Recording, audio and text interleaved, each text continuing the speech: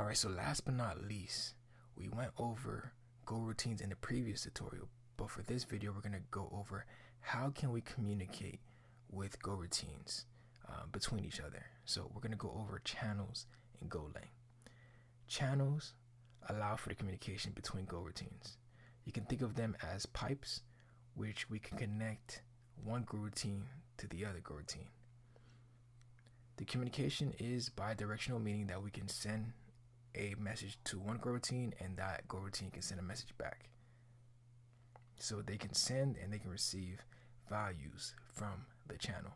Now we talked about how a Go routine is asynchronous, meaning that it doesn't have to stop the application to actually run and wait for a response.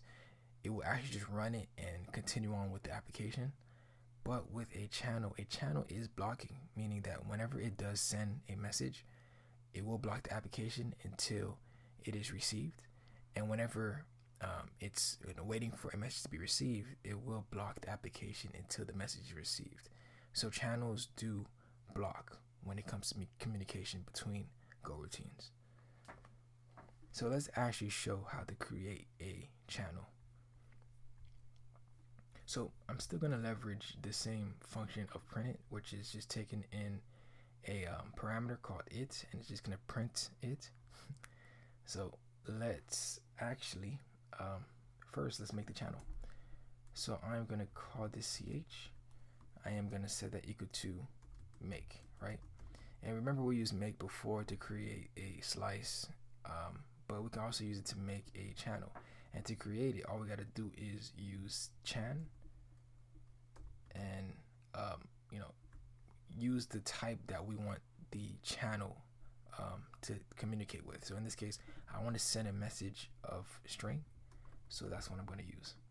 So if you want to use int, you can. If you want to use float, all the other types that we went over in the previous tutorial, you can, but in this case I'm going to use string. So cool, now we made a channel and it is of type string. So now let's actually create the Go routine. So to do that, we can do go and we can do print it, and I am going to pass in the channel that I just created. Alright, so this is a channel of type string. So now we actually do have to adjust the parameter that this print it function is expecting. We're gonna change it to a channel of type string.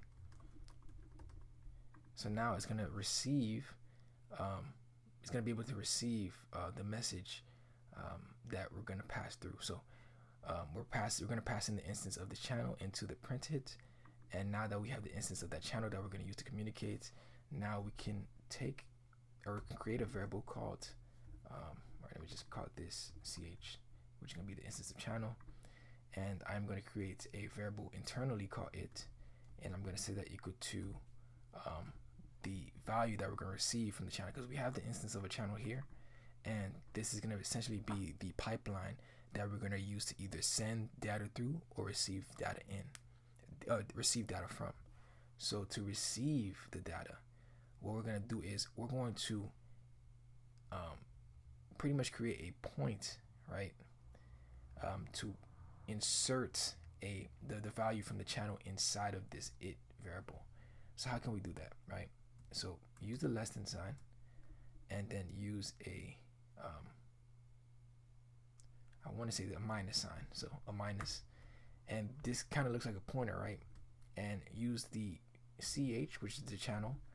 So pretty much what we're saying is we're taking this channel and we're injecting it into this variable of it. That's how I like to perceive it as. All right, we're taking this channel, and whatever's inside of this pipeline of channel, right, we're inserting it or pointing it to this variable of it, and then we're going to print it out.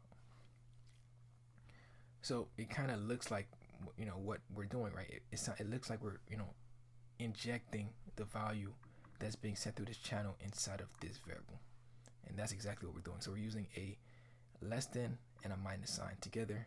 It looks like a pointer or a point, like an arrow.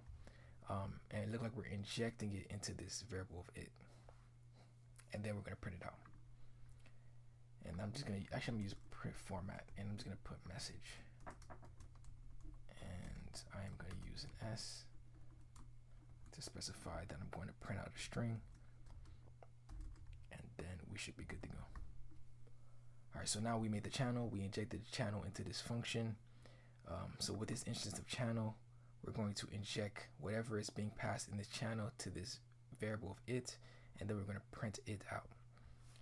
So how exactly are we going to get data onto this instance of channel, right? Right, because remember, like I said, it's like a pipeline, right? If you know what a pipe is, you know, if you insert something inside of a pipe, like a liquid or whatever, it's going to pass through that pipe and it's going to come out on the other side of the pipe. So if it's, you know, like a pipeline, if this, it is expecting something to be sent through the pipeline, and it's going to take in that whatever is being passed through the pipeline, as long as it's a string, because we specified that whatever is passing through this pipeline is going to be a string. What we got to do is, you know, send something through the pipeline so that this it can receive it as it's calling this coroutine. So let's do that. So let's pass, right? Let's take this instance of channel, which is, you know, ch, and let's pass a value of string to it. So what I'm going to do is put a message of passing a value through the pipeline, right? And now we can close the channel. Cool. So now we know, right? So let me just go over this step by step. So we created a channel, an instance of a channel that is going to be of a type of string. So think of a pipeline, right? But everything that passes through this pipeline has to be a string. Then we're going to use a go-routine on this printed function, which is taking the instance of this pipe, right? So we're passing this pipe so that it knows where to receive the message from. And how we're receiving this message is using this arrow to inject whatever is being passed through the pipe to this it variable. And then we're going to print it out right in this prompt. But it's going to wait for it to actually receive a message through this pipeline. And to send a value through the pipeline, we use an arrow on the instance of the channel that we made above with the message that has to be a string, and pointing it into the pipeline so that it can be received on the other end by this it variable. All right, that's expecting a value through the pipeline. And then once we're done with this, it's going to close the channel. It's going to close out the pipeline, meaning nothing can be passed through the channel, and we're good to go. And this is blocking, by the way. Like I said in the beginning, these channels are blocking. All right, it's going to wait until it's finished executing. This is going to wait for the message before it continues on to this next line. All right, so yes, we're running it, but it's still waiting, or it's going to be blocking until we send the message. So once it receives the message, it's going to print it out, it's going to finish executing, and then we can close it out. So let's see. Let's actually do go run. Actually, I always forget to put a new line right here. So let's clear this out. Oop. Clear. Go run again. Boom. So message, passing a value through the pipeline. So that's exactly what it's doing. It's passing this message to the channel, and you see that we called the go routine way before actually passing a value to the pipeline. So what it's going to do is going to get here. It's going to say, okay, we're waiting. Okay, we got the message on this next line, and then we're going to print it out. And we can keep doing that. Like if we do this again, right? As long as it's not closed, because once we're closed, we cannot pass anything in that channel. But if we do it beforehand, we can run that again. So we can do passing a second message.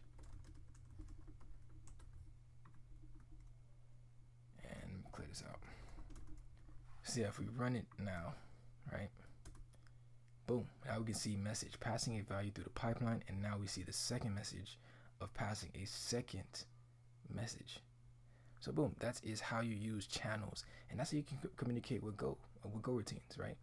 You know, you just create a pipeline, you pass in the instance, and then within that Go routine, you have to have a way of having a way of receiving the message from that pipeline, as long as it's expecting the format that you identified it to be. So now this is expecting a string to be passed through the pipeline, and then we take that in and print it out and do whatever you need to with that data, and we can use it multiple times, or we can use different Go routines to communicate with, as long as it has that instance of the channel. And then when we're done, close it out, so that we're making sure that it's not accepting any values within that channel. So I hope you guys understand on a basic level what a channel is. Like I always say, play around with it, get an understanding of it, and if you have any questions, let me know. So yeah, hope you guys enjoy this series, and the next series I will be going over how to make or how to create a API using Go.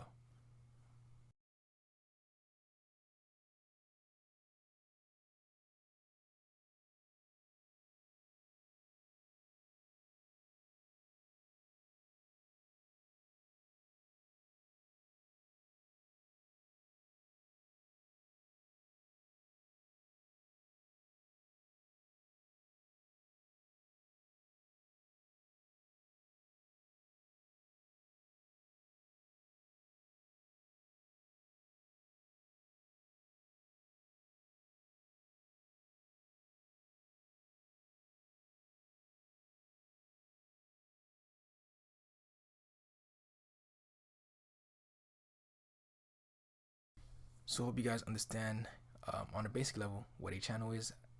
Like I always say, play around with it, get an understanding of it, and if you have any questions, let me know. So yeah, hope you guys enjoy this series, and the next series I will be going over how to make or how to create a API using Go. Thanks for watching.